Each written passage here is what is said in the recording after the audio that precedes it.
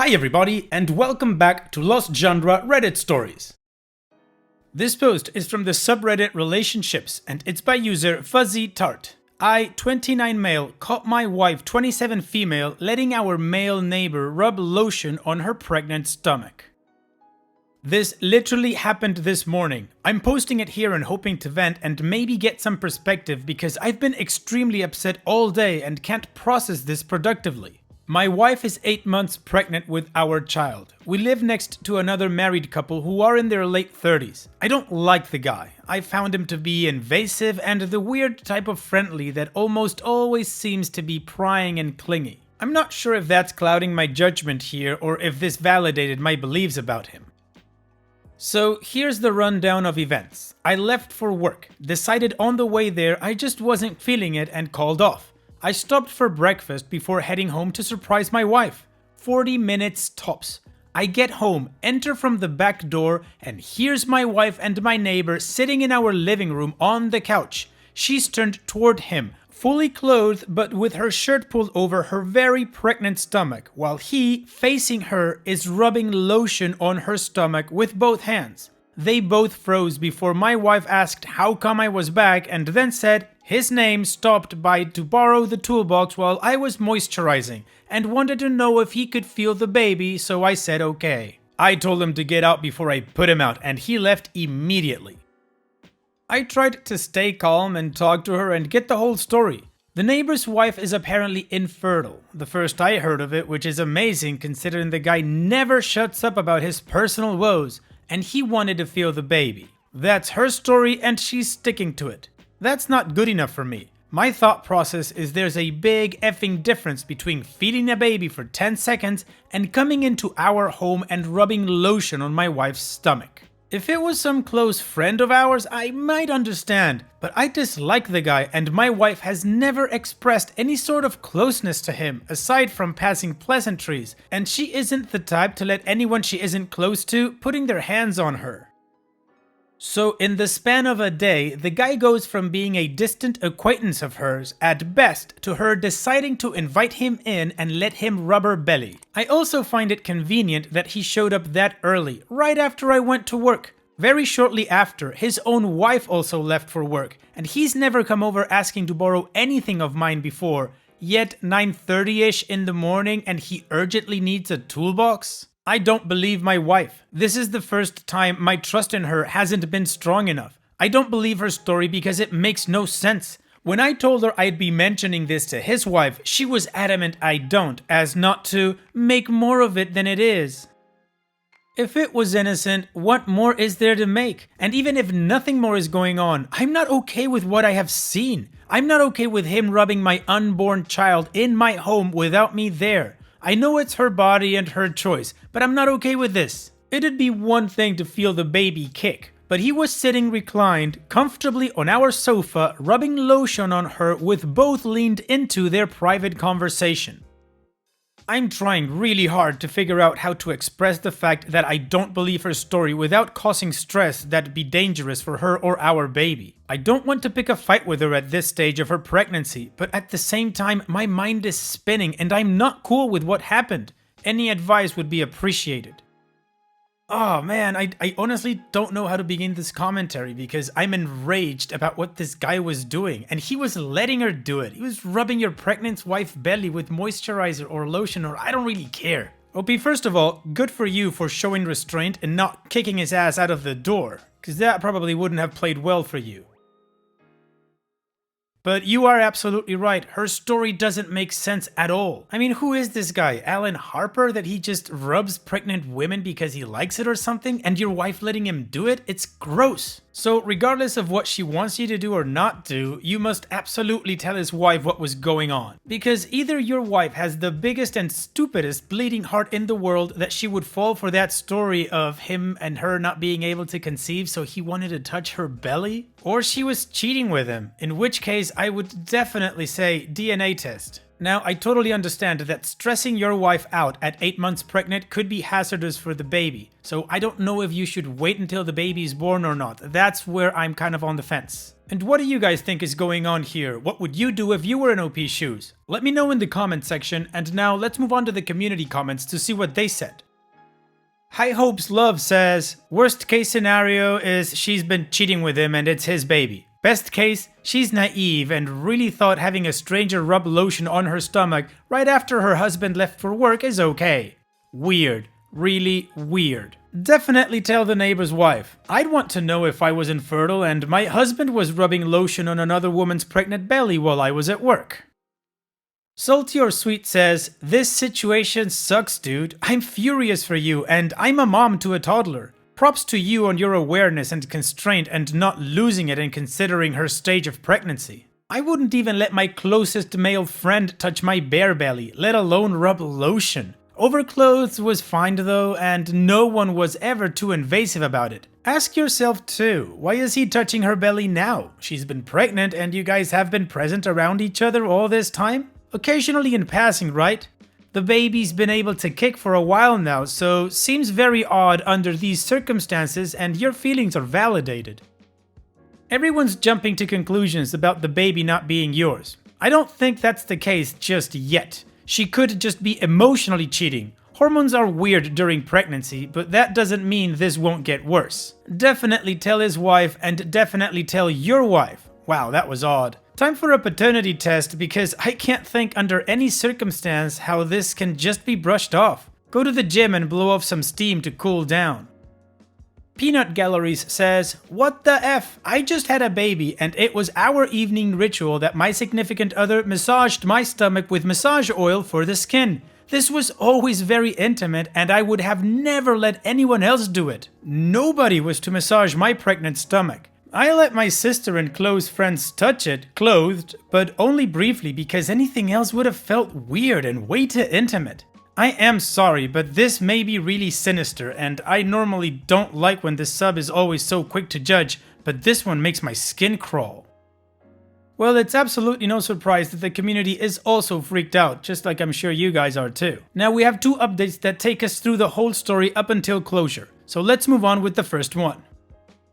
This will be my only update, and I'm only posting it due to the amount of support I've gotten as well as the numerous requests to do so. I didn't expect the response I got, and I've unfortunately seen it referenced on other subreddits, so I'm choosing to confront it.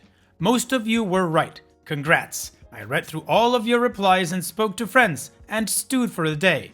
My wife stuck to her story, apologized for making me uncomfortable, and assured me it wouldn't happen again. Douche Nozzle decided to leave a handwritten note in the mailbox specifically apologizing as well. I still didn't feel better, and the consensus was that I should speak to my neighbor's wife, who we're going to call Sally, and that's what I did. I watched Douche Nozzle leave for work, then called my mother-in-law to come take my wife for lunch and a girls' date, so she could get out of the house. I left as usual for work, called off again, and went to stay with a friend. Got a text from my wife around noon telling me she was with mother-in-law and would be back by dinner. I went home and knocked on Sally's door. Douche Nozzle had decided to tell Sally that I kicked him out and caused a scene about not wanting either of them speaking to us anymore because I was pissed about him helping my wife. Come to find out, both Sally and Douche Nozzle have been going over to my house while I was away busy for the past few weeks, as my wife had approached her and asked if they would be willing to lend a hand with chores she could no longer do alone. Sometimes Sally went over and did small tasks or just hung out, sometimes both, sometimes just Douche Nozzle. My wife told her I knew and was fine with it, and that's why she was confused when her husband told her his BS about me being mad. She showed me where she texted my wife, has her number, not mine, to clarify and ask if she was welcome over, and my wife hasn't replied. And since I don't often see Sally or socialize with them, she just assumed her husband was telling the truth. She also admitted that she noticed Douche Nozzle and my wife becoming fast friends and figured it was due to the pregnancy, but thought it was his way of dealing with their own inability to have kids, so she wrote it off. I told her what I walked in on. I told her about the tools, which ended up being BS too.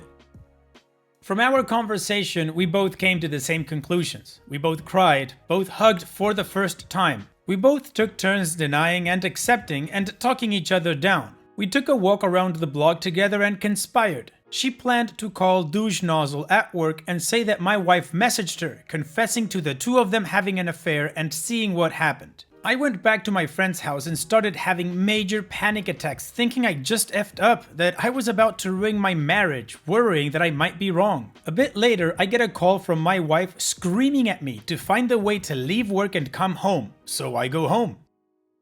Douche nozzle had called her telling her what Sally told him. She told me I was crazy, that I was a piece of crap, that she was considering leaving me, everything. Being in a panic, thinking I just ruined my entire life over nothing, while also trying to calm her down for the baby's sake, I impulsively told her that if she was leaving, I'd still be requesting a DNA test.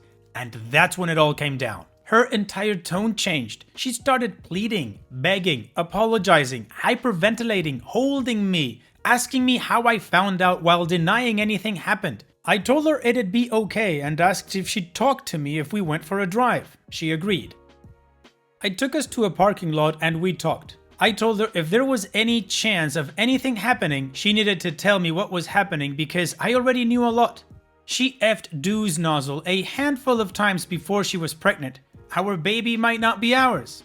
Douche nozzle had been coming back and doing daddy duties once in a blue moon, in case it's his. She said that they haven't slept together in months. Then she said that we could move away, that the baby is ours no matter what. That he had manipulated her, and she also admitted she lied to Sally to justify douche nozzle going over for daddy duties. I asked her if she'd be willing to stay with mother-in-law for a few days while I calmed down. She agreed. I took her home, packed up some stuff, and dropped her off. I've cleaned out my essentials and I'm in a friend's basement. Then I had a friend call her on my behalf and told her that if the baby is mine, I'd be dealing with it, but if it isn't, it's on her. But either way, I'll be filing for divorce. My friends took my phone from me and deleted my social media. She's been calling my friends. Friends told her to F off. I spoke to my boss and he's been very understanding. Last I heard from Sally, douche nozzle hadn't been home and stopped responding to her calls and texts. I have nothing left. In less than a week, my life has fallen apart. The only thing keeping me here is the small chance that baby is mine. I have nothing else. I woke up today disappointed I woke up at all. I've never felt this alone and I haven't accepted any of it yet. I'm praying for the first time in my life that I can stop feeling this way and find strength. OP's edit. I'm honestly not sure where to go from here. I feel sick. I feel jittery. I want to confront them both and scream, but I don't want to leave the couch. I know that time plays a big role, but I'm worried about my ability to deal with how I'm feeling right now for too much longer. I'm worried about how this is going to affect me mentally long term. I'm trying not to drink. She was the person I used to go to when I was at my lowest, and I'll never have that support again. I'm terrified I won't have the child I've already come to love.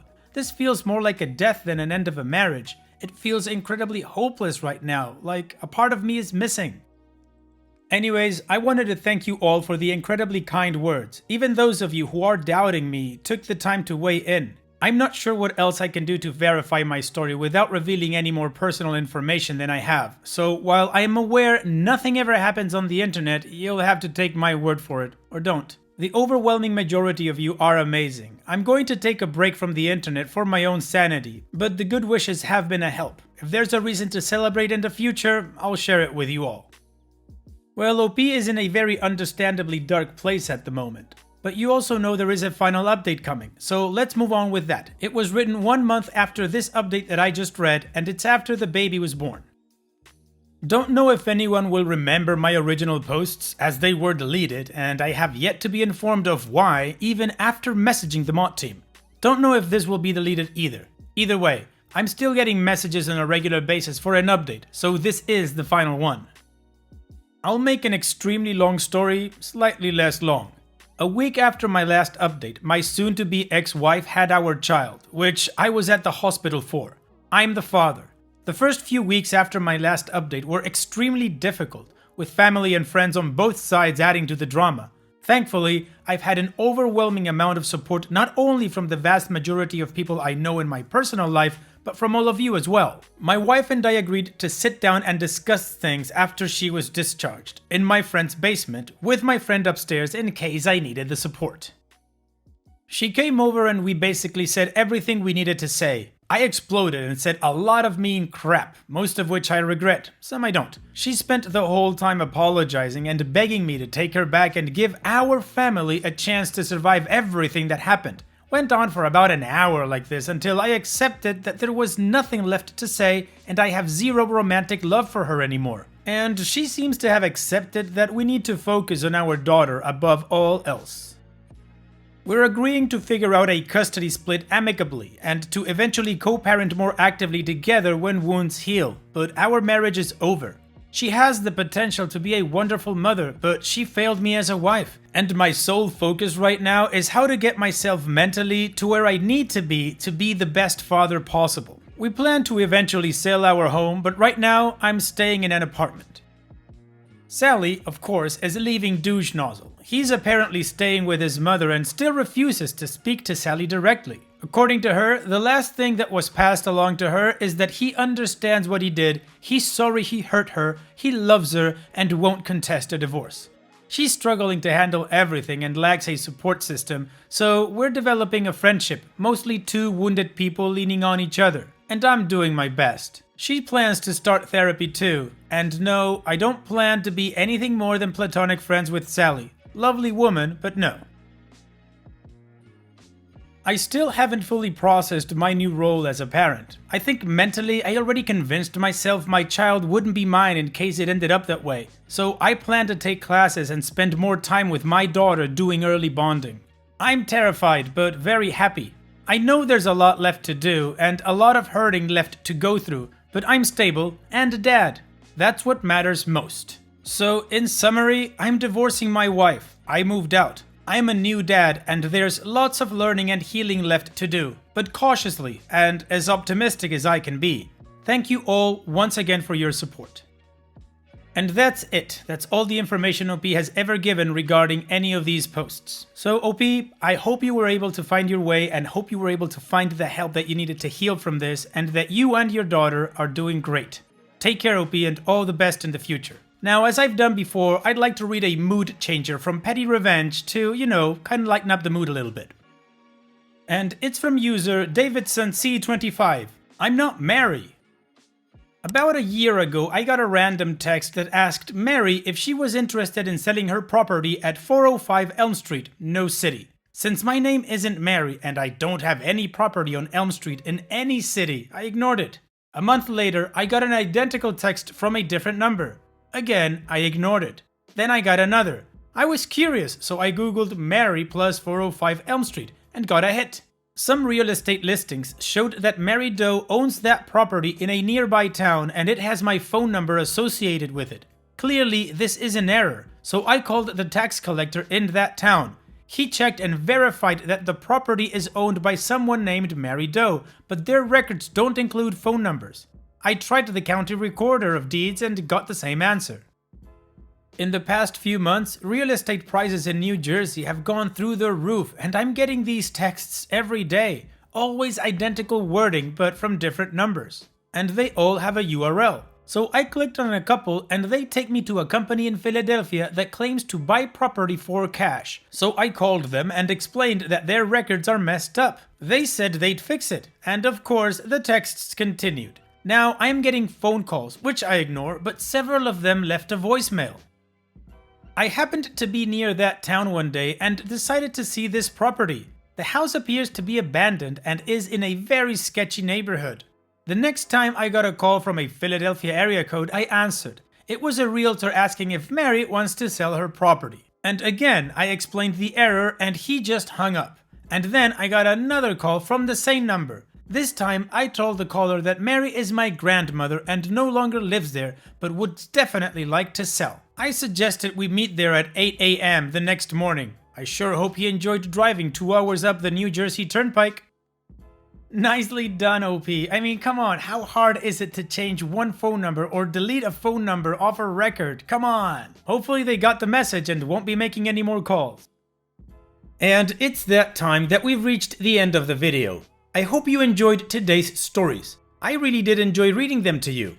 So if you did, then don't be shy and go ahead and give the video a like. And don't forget to subscribe or even share this video with people that you might think will enjoy my storytelling. Also, if you have the time, go down to the video description and check out all the links I have for you, from our Discord community to my channel merch. And finally, I'd like to say thank you for watching. It really means a lot to me that you enjoy my videos. And having said all that, I'll see you guys in the next video.